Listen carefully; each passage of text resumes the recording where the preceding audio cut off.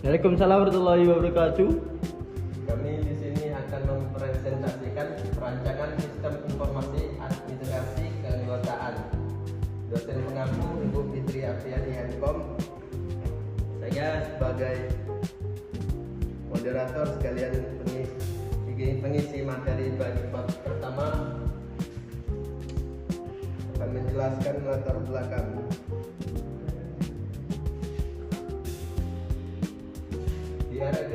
Di era serba digital, kita membutuhkan informasi yang cepat dan akurat.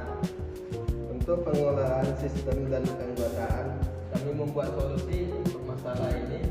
Sistem informasi administrasi keanggotaan yang menggunakan metode struktur. Manfaatnya untuk supaya anggota tersebut bisa memantau secara real time dan transparan. Rumusan masalah. Kita ditunggu. Rumusan masalah kami membaginya menjadi 6 bagian. Bagaimana sistem bisa merancang dan membangun sistem informasi yang mengelola data pendaftaran keanggotaan, pendaftaran kenaikan sabuk, pembayaran SPP, absen kehadiran secara registrasi. Batasan masalah. Sistem kami fokus penelitiannya hanya dibatasi kepada administrasi internal seperti pengolahan data anggota dan pencatatan keuangan. Sistem ini tidak melibatkan aspek yang lain seperti pengajian pelatih dan manajemen tarif. Hasil laporan yang dihasilkan hanya mencakup keanggotaan, keuangan dan kelulusan ujian. Tujuan penelitian kami mengembangkan sebuah sistem informasi keanggotaan yang mampu untuk mencatat pendaftaran anggota secara otomatis, membuat fitur laporan yang menyediakan informasi untuk setiap anggota secara real-time untuk mendukung manajemen, memberikan solusi teknologi yang mempermudah anggota memantau status pendaftaran dan pembayaran secara mandiri.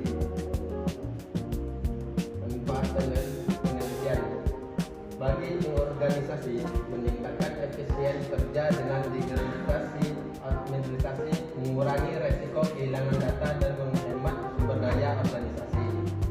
Bermanfaat untuk anggota, memberikan akses yang mudah, transparansi terhadap informasi keanggotaan, memberikan kemudahan secara real time. Untuk bab 2 selanjutnya landasan materi. Untuk landasan teori, untuk materi yang kedua Zaki Mubarak akan bersilakan. Data dan laporan, panggilan dan keuangan. Sedangkan untuk sistem informasi administrasi adalah untuk penjelasan transaksi supaya untuk akurat dan tidak kesalahan. Oke, ini untuk penjelasan lebih rinci dan kita lihat yaitu proses pengelolaan pendaftaran keuangan dan laporan secara terstruktur untuk menghasilkan dokumentasi dan informasi yang akurat. Sedangkan sistem informasi administrasi adalah untuk pengaplikasian sistem akuntan pada pencatatan pembayaran dan pengurusan untuk meminimalkan kesalahan manusia dan meningkatkan presisi. Oke, metode perancangan di sini ada 3 metode yang digunakan untuk penelitian dari kelompok kami, yaitu use case, activity dan square diagram. Oke, lanjut.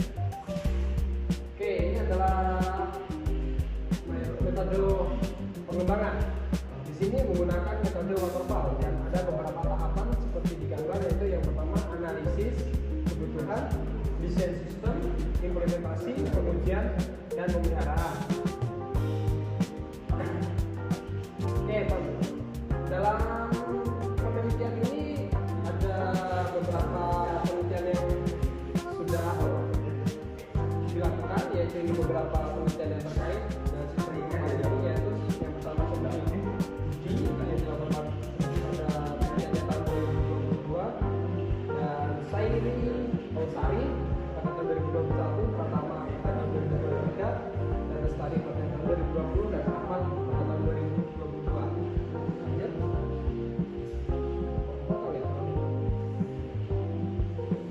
Tahapan penelitian.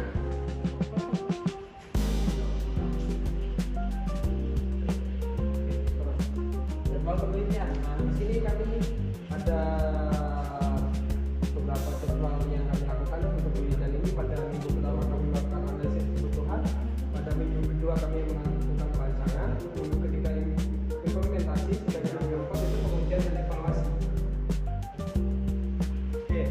bab 3 pembahasan akan disampaikan oleh pemateri selanjutnya yaitu Muhammad Arif. Dipersilakan. Oke, langsung saja di sini saya akan membahas bab 3 pembahasan. Nah, yang pertama adalah menganalisis kebutuhan sistem. Pertama, ini di kebutuhan pertama data anggota pendaftaran di data status, data pendidikan sabuk, pembayaran SPP, absensi kehadiran dan pelaporan. Nah, terus untuk perencanaan sistemnya, yakni ini kita menggunakan diagram. Yang pertama yakni ada tidak admin, yang kedua login, begitulah data anggota, input pembayaran SPP, input hasil ujian dan data laporan. Untuk di anggotanya yakni pertama adalah ini di loginnya yang terlebih dahulu, terus lihat data diri dan lihat kelulusan.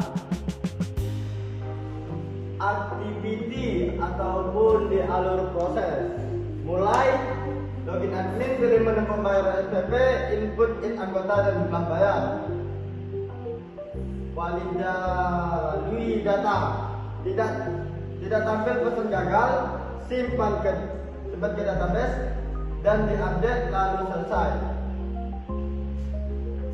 Habis itu kita ke sekuensi ataupun di urutan interaksi. Sekuensi diagram proses login, yang pertama kita yakni di user, terus kita langsung ke input user ataupun password di halaman login, terus kita ke sistemnya lalu kirim data login, lalu kita cek di database-nya ataupun di data usernya, terus yang akan menimbulkan hasil validasi.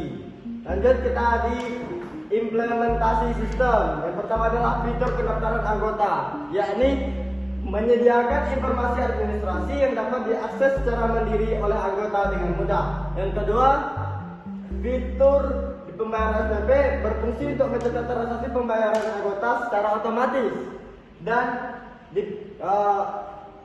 statusnya langsung di pembayaran. Terus yang ketiga, untuk kenaikan sabuk yakni memfasilitasi di pencatatan hasil ujian. Yang keempat, yakni fitur absensi, memantau kehadiran anggota. Yang kelima, di pelaporan yakni didesain untuk menyajikan laporan keuangan, keanggotaan aktif dan hasil ujian. Nah, terus yakni di pengujian sistem. Ada beberapa di pengujian ini, yakni yang pertama di black box testing adalah untuk menguji di fungsi pada setiap sistem. Yang kedua di validasi data, yakni dilakukan untuk memastikan sistem data yang ada tersimpan dengan benar. Yang ketiga di uji kecepatan sistem, yakni memastikan apakah sistem mampu menyajikan informasi ketika diakses oleh banyak pengguna. Terus untuk hasil implementasi, yang pertama yakni di pengurangan kesalahan, sistem mampu meminimalisasi kesalahan dalam pencatatan administrasi dibandingkan proses manual. Yang kedua, efisiensi pengolahan data, yakni mempercepat pencairan data anggota dan status pembayaran SPP dengan akses transparan. Yang ketiga, transparansi informasi, yakni menyediakan informasi administrasi yang dapat diakses secara mandiri oleh anggota dengan mudah. Terus untuk bab 4-nya penutup. Untuk kesimpulannya ini ya teman-teman, yang pertama, sistem informasi dapat mampu mengotomatisasi di proses pendaftaran, keanggotaan, absensi, pembayaran SPP dan pencatatan hasil ujian. Terus untuk yang kedua, yakni sistem ini untuk memberikan efisiensi kepada administrasi dan transparansi informasi kepada anggota. Untuk yang ketiga, yakni metode waterfall digunakan untuk memastikan sistem berjalan dengan terstruktur. Untuk yang keempat, hasil pengujian sistem menunjukkan bahwa sistem dapat ini memberikan data secara real dan akurat terhadap admin. Nah, terus yakni saran. Udah kan? Yakni saran. Yang pertama kita pengembangan manajemen inventasi, yakni disarankan untuk menambahkan modul manajemen inventaris agar organisasi dapat mengelola dan memantau di peralatan.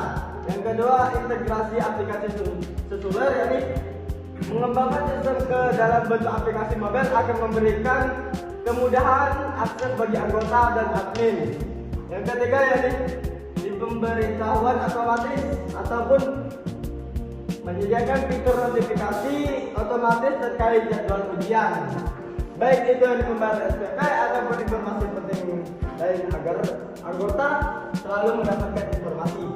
Yang keempat, dievaluasi secara berkala, yakni disarankan untuk melakukan evaluasi secara memastikan semua model tetap berjalan optimal.